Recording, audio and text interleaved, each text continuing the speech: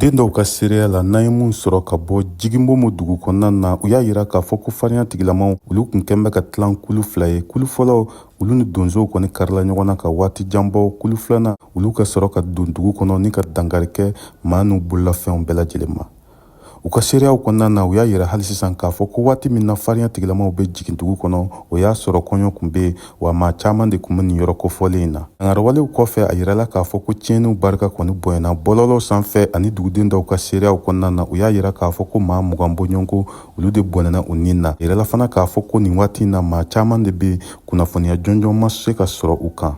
Jigimbomo ni Bayangara tɛ tɛmɛ kilomɛtiri 20 bɔɲɔgɔnko bɔ. A bɛ waati jan bɔ. Kulu malifatigiw bɛ dankari kɛ k'a ɲɛsin yen duguden caman ma, minnu kɛn bɛ sababu ye ka maa caman bɔnɛ u nin na. Dɔw yɛrɛ wulila ka bɔ u ka duguw la ni ka taa Bayangara farinya tigilamɔgɔw ɲɛsiranya kama. Kunnafoniya kɔni bɔlen ka bin bi tarata sɔgɔma, i k'a dɔn k'a fɔ Mali fintigilakaw ale ni Bayangara marakɔfɔ ɲɛmɔgɔw kɔni y'u senfa ne ka se nin yɔrɔ in na walasa ka taa tiɲɛni o jate minɛ. Lakanabaliya hali sisan an bɛ to Bayangara marabolo kɔnɔna na.